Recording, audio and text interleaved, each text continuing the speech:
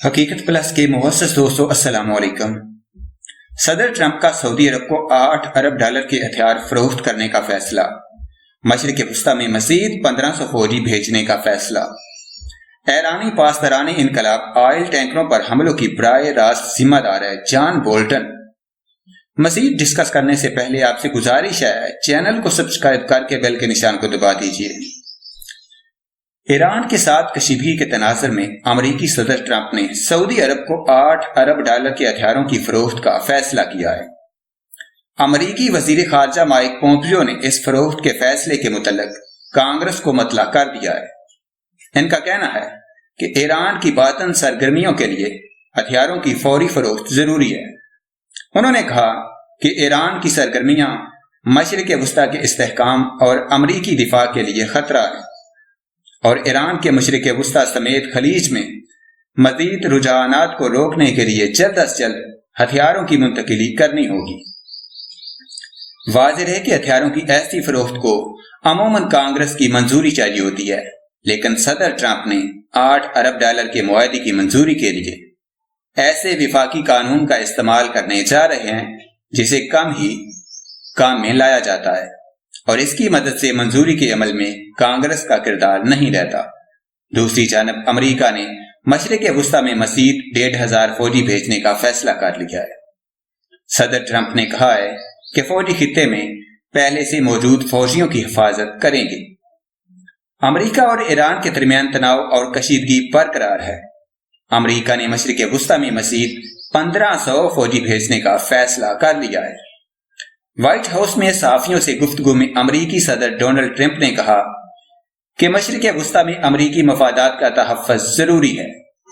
اس مقصد کے لیے نسبتاً کم تعداد میں اہلکار بھیجے جا رہے ہیں۔ حکام کے مطابق اس دستے میں بحالی کا کام کرنے والے ایئر کرافٹ، جنگی طیارے، انجینئرز اور پیٹریاٹ میزائل ڈیفنس بٹالین کے اہلکار شامل ہیں۔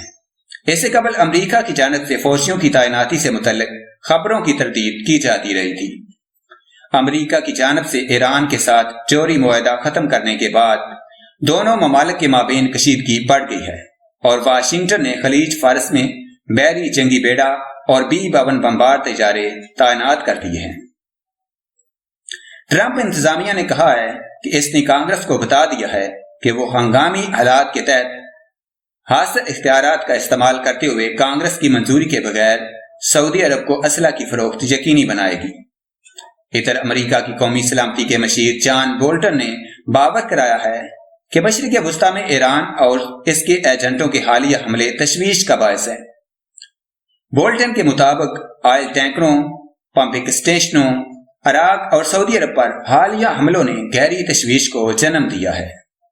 برطانوی نشریاتی ادارے نے دعویٰ کیا ہے کہ امریکی فوج کے مطابق ایرانی پاسداران انقلاب امارات کے ساحل کے مقابل آئل ٹینکروں پر حملوں کی براہ راست ذمہ دار ہے۔ امریکی ایڈمرل مائل جیرڈے کا کہنا تھا کہ ہم فجیرہ میں جہاز رانی پر ہونے والے حملے کو ایرانی پاسداران انقلاب کی طرف منسوب کرتے ہیں۔ وزارت دفاع پینٹاگون اس نتیجے پر پہنچ گیا ہے کہ حملے میں استعمال ہونے والی بارودی سرنگیں پاسداران انقلاب کی ہیں۔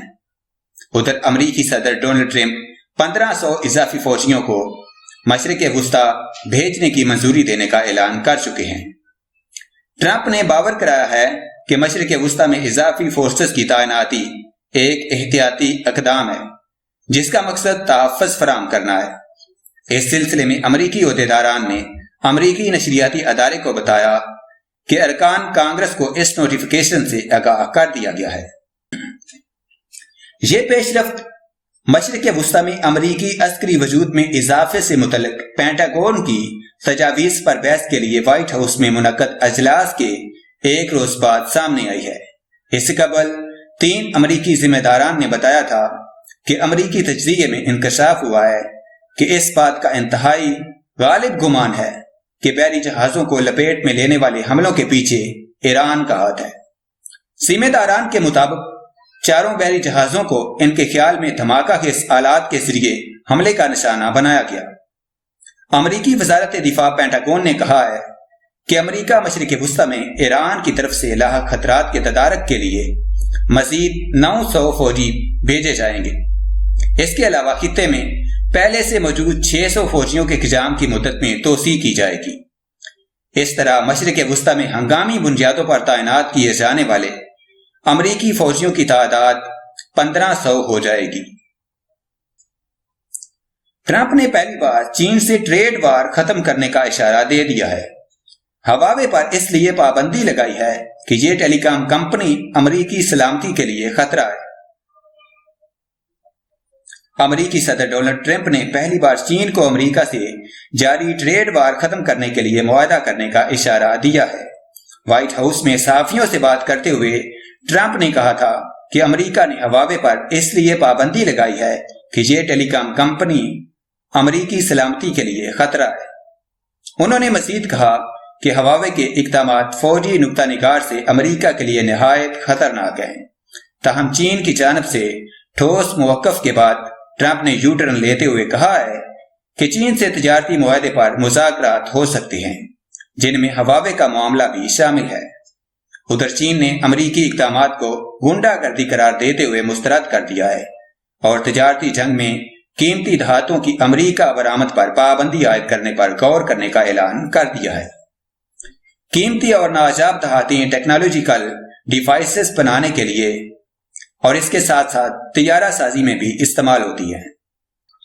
واضح رہے، امریکہ کا ان دنوں چین سے ہواوے ٹیلی کام کمپنی کے معاملے پر تنازع جاری ہے، جو سنگین صورتحال اختیار کر چکا ہے۔ واضح رہے، پاکستان میں تیل اور گیس کے ذخائر کی دریافت کے معاملے پر بات کرتے ہوئے معروف صحافی تجزیہ کار مبشر لقمان نے کہا کہ میرے پاس اس حوالے سے ایک تھیوری ہے، اور وہ یہ ہے کہ ایکسون موبل کمپنی نے پاکستان میں تیل اور گیس کے ذخائر کی دریافت کے لیے ڈرلنگ شروع کی تو ایک پریشر کک ملی۔ پریشر کک ملنے کی صورت میں ذخائر کی مقدار کو جانچنے کا عمل شروع ہو جاتا ہے۔ انہوں نے کہا کہ ڈرلنگ والی جگہ کو پاکستانی نیوی اپنی سیکیورٹی حصار میں لے لیتی ہے اور اسی وقت امریکہ اور ایران کے مابین کشیدگی ہو جاتی ہے۔ ایرانی سرحد سے ڈرلنگ والی جگہ صرف 300 کلومیٹر دور ہے، جس کے بعد ڈرلنگ اور تیل گیس کے ذخائر دریافت کرنے کا کام بند کر دیا جاتا ہے اور کہا جاتا ہے کہ یہاں سے کچھ نہیں ملا۔ حالانکہ یہ وہی ایکسون موبل ہے جس نے کہا تھا کہ یہاں تیل اور گیس کے ذخائر کی بہت زیادہ کک ہے۔ یہ وہی ایکسون موبل ہے جس نے کہا تھا کہ ہمیں جہاں سے تیل اور گیس کے ذخائر کا اتنا بڑا ذخیرہ ملے گا جو سعودی عرب کے بعد دنیا کا سب سے بڑا ذخیرہ ہوگا۔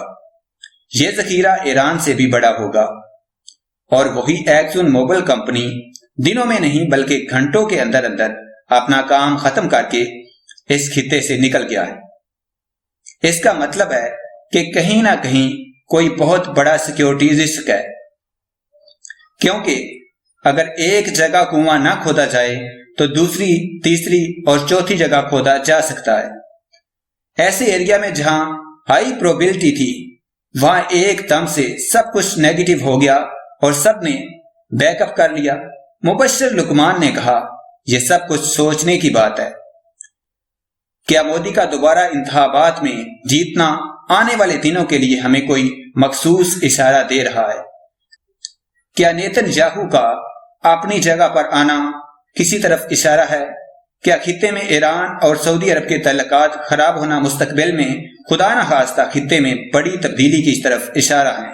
ان سب کا وقت آنے پر ہی پتہ چلے گا۔